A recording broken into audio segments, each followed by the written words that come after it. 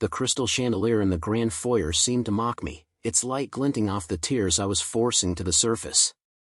Across the marble floor, my husband, Richard, stood with a hand placed possessively on the swollen belly of his secretary, Amelia. Her expression was a nauseating cocktail of triumph and pity. They thought they had cornered me, the docile wife, in the gilded cage I had so lovingly decorated.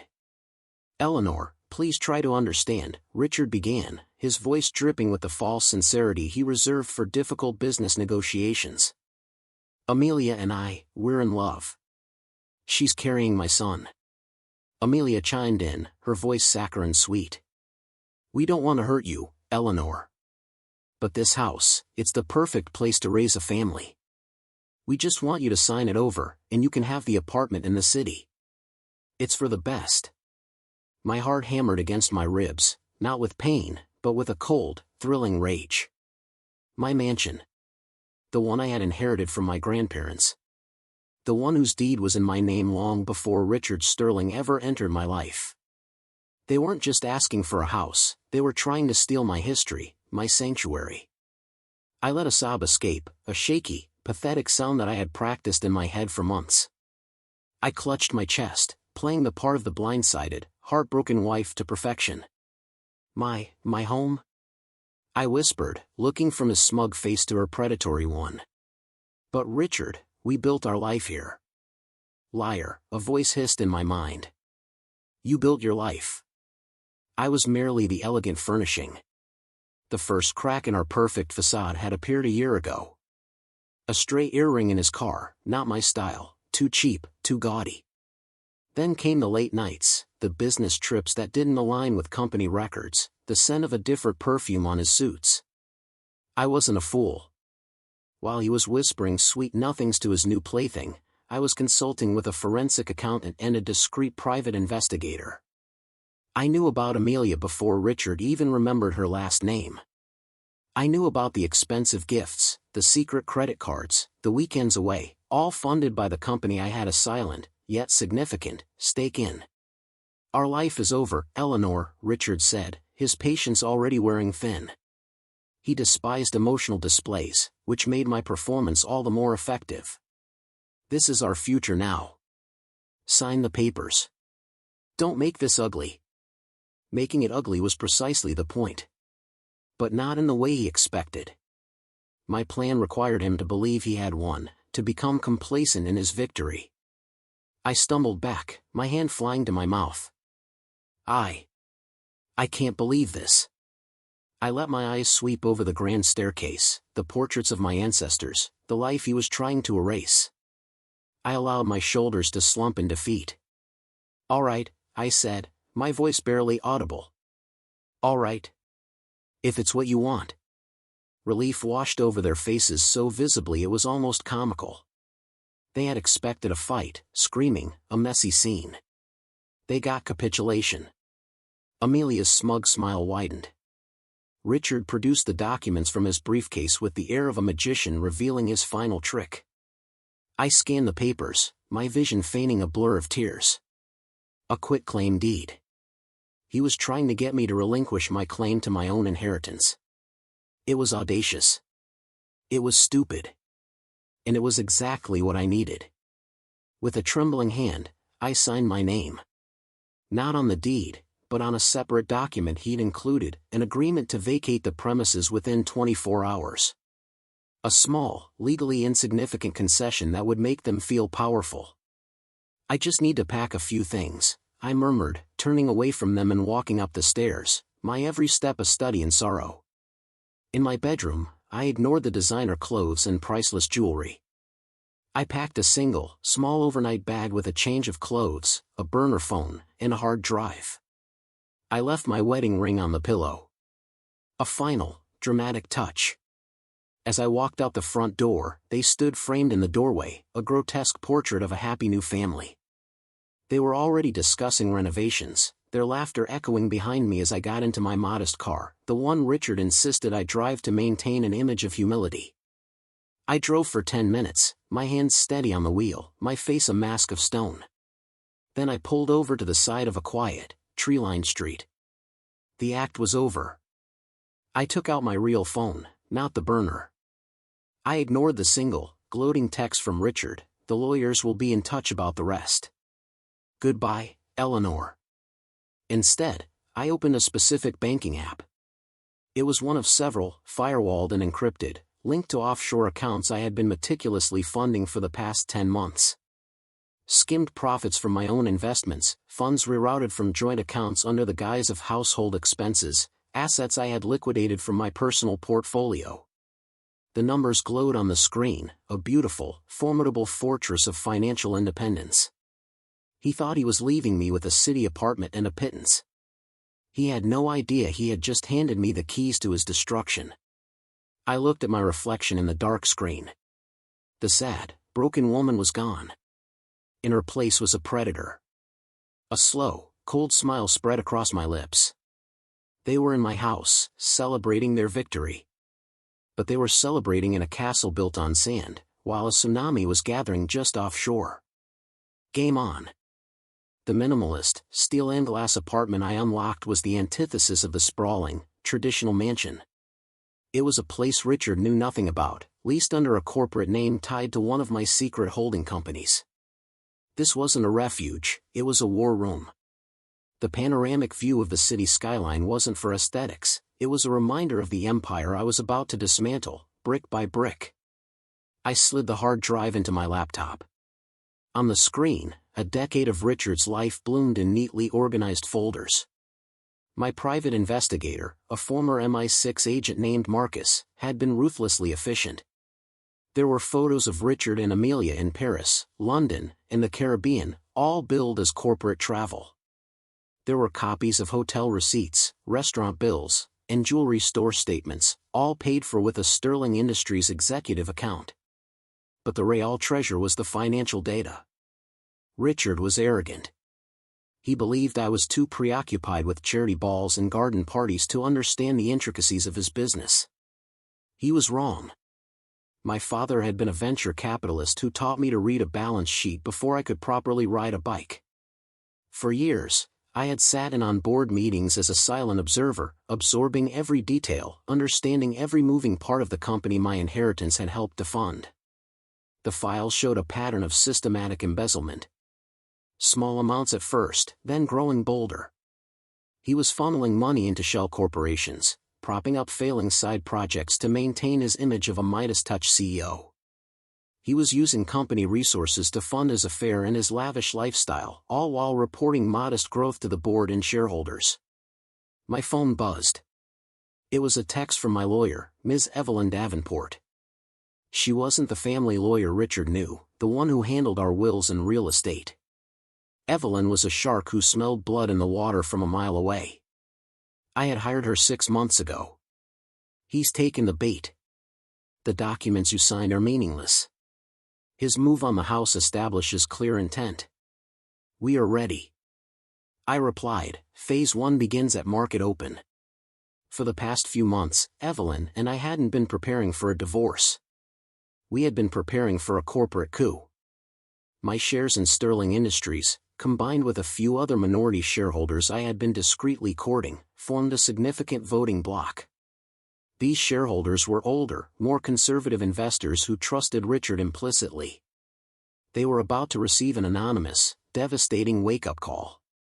The next morning, I sat with a cup of black coffee, watching the stock market ticker.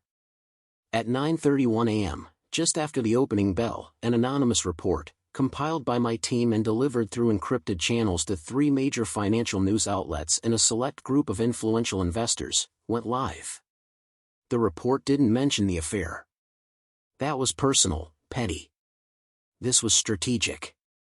It highlighted creative accounting practices within Sterling Industries, pointing to specific discrepancies in the last 2 quarterly reports. It raised questions about the viability of a new subsidiary, one of Richard's pet projects that was secretly hemorrhaging money. It was carefully worded to incite concern, not full-blown panic. It was a surgical strike designed to make the board members nervous and the big investors start asking questions. By 10 a.m., the company's stock had dipped by 3%. By noon, it was down 8%. My phone buzzed with alerts. The financial news channels were picking up the story. Questions arise about Sterling Industries' financial health, one headline read. In my war room, I pulled up the live security feed from the mansion. I'd had discreet, high-tech cameras installed during a security upgrade last year. I watched as Richard paced his study, my father's old study, his phone pressed to his ear, his face a mask of fury and confusion. Amelia hovered nearby, looking anxious, her hand on her belly as if it were a shield. The celebratory glow was gone, replaced by the sour tang of reality. This was only the beginning. The report was the first tremor. Now, I would start the earthquake. I made a call to an old family friend, a man named George, who sat on the board's audit committee. I didn't need to reveal myself. I simply posed as a concerned shareholder, feeding him specific questions to ask Richard. Ask him about the asset allocation for the Phoenix project, I'd advised. And cross-reference the travel expenditures with the project's official timeline. You'll find some interesting inconsistencies. George, a stickler for rules, would not be able to resist pulling that thread. While they scrambled to contain the damage from the outside, I prepared to attack from within. Richard thought he had cast me out. He had no idea I was already inside the walls, a ghost in his machine, pulling levers and cutting wires. He was worried about a dip in the stock price. He should have been worried about the woman he'd underestimated. He had taken my home. I was about to take his kingdom. The mansion, once a symbol of their triumph, was rapidly becoming a pressure cooker. I watched them on the security feed, a silent god observing the unraveling of two mortals. Richard was a caged lion, roaring into his phone at brokers, lawyers, and board members. His usual charm had evaporated, replaced by raw, panicked aggression. The 8% stock drop had become 15% by the end of the week. The anonymous report had been the talk of Wall Street, and George, true to his nature, had officially called for an emergency audit. Amelia was not handling the pressure well. The fantasy of being the lady of the manor involved lazy afternoons by the pool and hosting glamorous parties, not watching her lover's empire crumble before he could even properly install her in it. I saw her approach him in the study, her face etched with worry. "Richard, what is happening?" she asked, her voice thin. "People are calling, my mother saw an article online." "It's nothing," he snapped, not even looking at her. "It's a market manipulation. A rival company trying to spook our investors. I'll handle it." But he couldn't handle it. Because the attack wasn't coming from a rival, it was coming from a place he never thought to guard. While he was busy trying to plug the leaks in his sinking ship, I was preparing to blow a hole in the hull. Phase 2 was more direct, more personal, and far more damaging. It was time to link his professional malfeasance with his personal indiscretions. Evelyn Davenport had drafted a series of letters. The first was sent to the head of the board, anonymously, of course. It contained copies of the receipts from Richard's and Amelia's lavish business trip to Paris, the five-star hotel, the Michelin-starred restaurants, the obscene bill from Cartier, all paid for by the Sterling Industries corporate card. The letter innocently questioned whether these expenses were approved as part of the now under scrutiny Phoenix project. The second, more damning piece of information was leaked to a notoriously tenacious financial journalist I'd been cultivating a source with. This package included evidence of the shell corporations, showing a clear flow of money from Sterling Industries into accounts that Richard personally controlled. And to make it irresistible, I included one, perfectly chosen photograph, Richard and a visibly pregnant Amelia clinking champagne glasses on a yacht in St. Bart's, a trip he had logged as a solo venture to secure offshore funding. The photo was timestamped. The date coincided with a reported multi-million-dollar consulting fee paid to one of his shell companies. The story broke on a Tuesday morning. The headline was brutal: Sterling CEO Richard Sterling under fire for embezzlement and fraud amid affair with subordinate. The fallout was immediate and catastrophic. The stock plummeted over 30%. Trading was halted. The board, which had been trying to handle the matter internally, was now forced into the public eye. Their hand was forced. They announced Richard was taking a temporary leave of absence pending the results of a full, independent investigation. His corporate credit cards were canceled. His access to company servers was revoked. I watched him on the feed as he saw the news on television. He threw a crystal glass against the fireplace, shattering it. Amelia flinched, backing away. The dream was dead. The yelling started, a vicious, ugly fight born from fear and desperation. "This is your fault," he screamed at her. "If you hadn't been so greedy, so demanding." "My fault," she shrieked back. "You're the one who told me everything was fine. You promised me a life, Richard. Not this nightmare." While they tore each other apart in my house, I was getting dressed. I chose a sleek, powerful Armani suit in a deep shade of crimson. My hair was styled, my makeup flawless. I was attending a high-profile charity gala that evening, an event Richard was now disinvited from. I walked into the ballroom, and a hush fell over the room. People stared, expecting to see a broken woman. Instead, they saw a queen. I moved through the crowd with poise and grace, accepting quiet words of sympathy with a dignified nod. I spoke with board members, with major investors, with the very journalist who had broken the story. I never mentioned Richard. I spoke of the company's strong foundations, of my unwavering belief in its potential, of the need for stable leadership to weather the storm. I wasn't the victim. I was the alternative. My phone buzzed late that night. It was an unknown number. I answered, putting it on speaker. "Eleanor?" It was Amelia. Her voice was trembling, stripped of all its earlier arrogance. You did this, didn't you?" I remained silent, letting her fear hang in the air. "What do you want?" she finally whispered. "Is it the house? You can have it. We'll leave. Just call it off. You're destroying him. You're destroying everything." A cold smile touched my lips. I leaned closer to the phone, my voice low and precise. "You misunderstand, Amelia," I said softly. "I don't want the house. You wanted the mansion. You can have it. Enjoy the foreclosure notices. A house is just bricks and mortar. You have the cage. I was always after the kingdom." I hung up, leaving her in the echoing silence of her hollow victory. The siege was over. It was time for the execution. The aftermath of my phone call with Amelia was exactly as I'd predicted. Panic. The mansion, their gilded prize, became their prison. The foreclosure notice was the first official blow. It arrived via certified mail, a stark, legalistic document that Amelia, according to my security feed, tore open with trembling hands. Richard, who had been on the phone desperately trying to secure a personal loan against assets that were now frozen or leveraged to the hilt, simply stared at it in disbelief. They couldn't afford the mortgage, let alone the property taxes or the astronomical upkeep. The landscaping crew stopped coming, and the prize-winning roses in the garden began to wilt. The housekeeping staff, unpaid for a month, quit. The grand home began to accumulate a fine layer of dust, a physical manifestation of their decaying dream. The legal assault, orchestrated by Evelyn Davenport, was relentless and multi-pronged. First, she officially filed for divorce on my behalf. The grounds were irrefutable: adultery and financial malfeasance. The petition included a motion to freeze all known joint assets until a full financial discovery could be completed, effectively cutting off Richard's access to the last of his liquid funds. The papers were served by a process server who walked right up the sweeping driveway and handed them to a bewildered Amelia.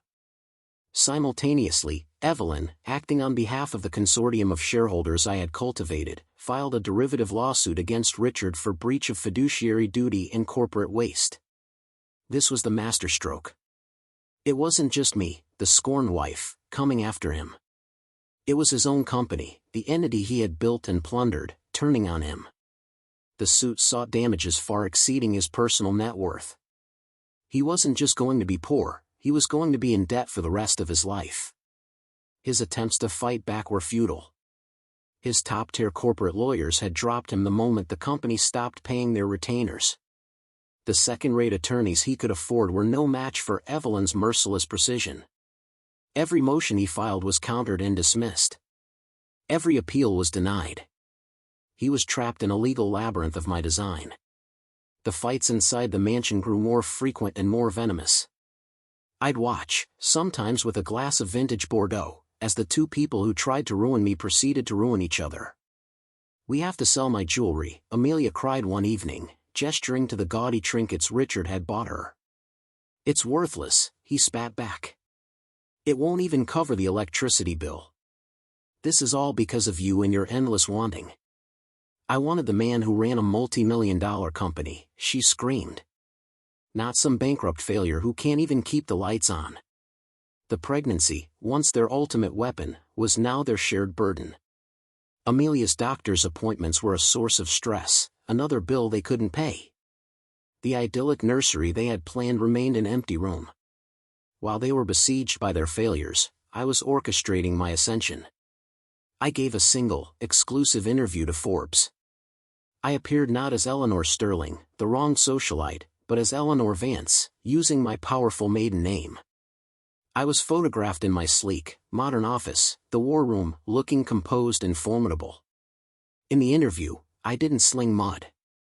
I was strategic.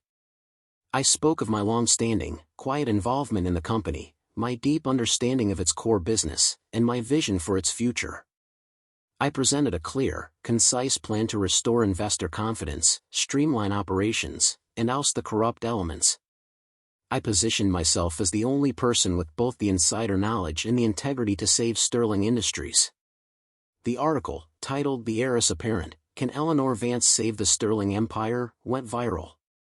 It was a public audition for the role of CEO, and I knew I had nailed it. The board members, who had once seen me as little more than Richard's pretty wife, were now calling me, seeking my guidance, my opinion.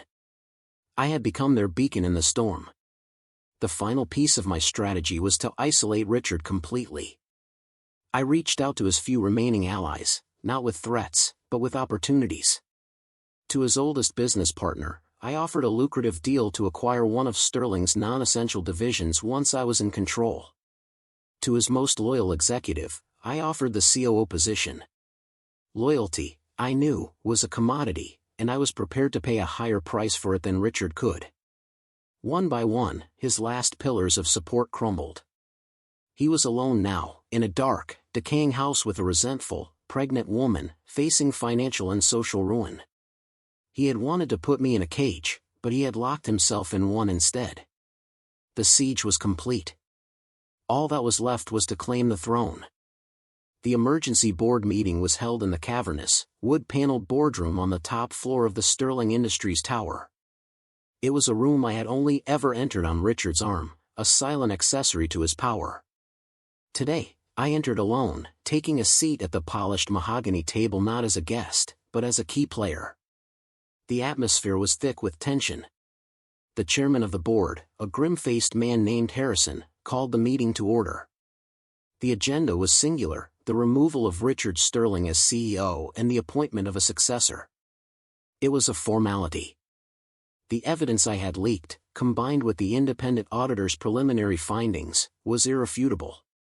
Richard hadn't even bothered to show up, sending a junior lawyer in his stead who looked hopelessly out of his depth. The vote was unanimous. Richard Sterling was officially and publicly stripped of his title, his power, and his legacy. Then, Harrison looked directly at me.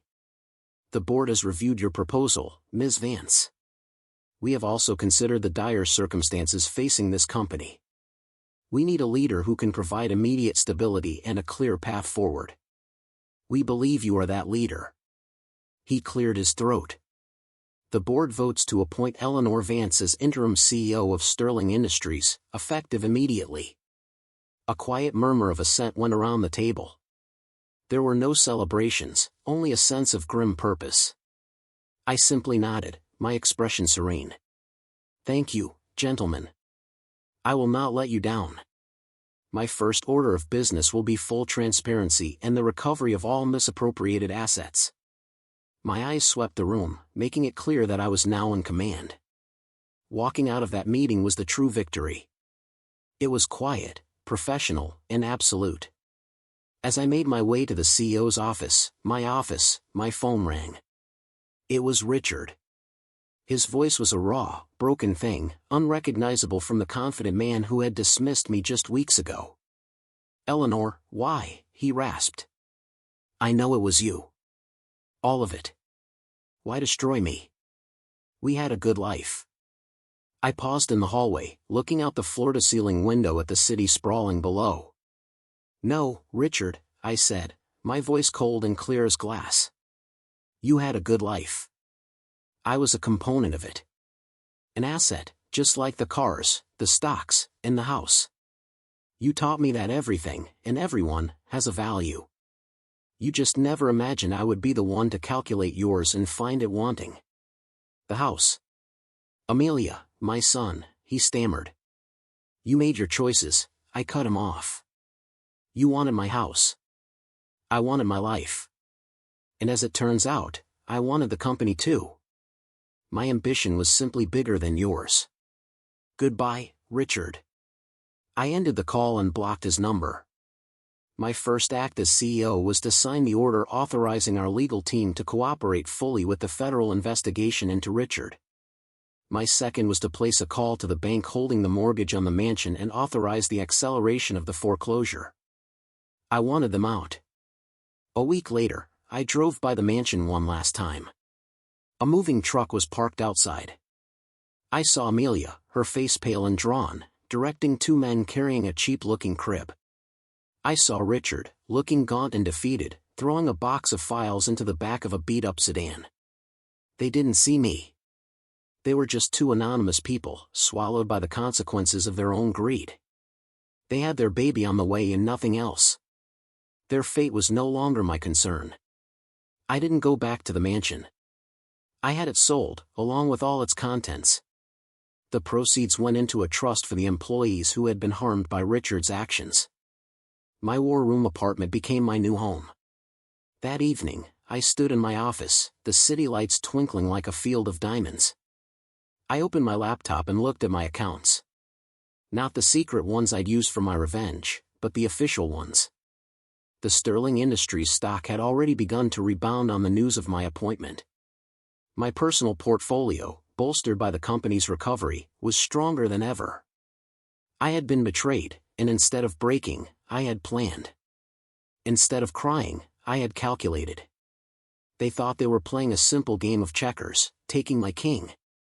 They never realized I was playing chess, and I had been positioning my queen for checkmate from the very first move. A real, genuine smile spread across my face. The game was over. And I had won it all.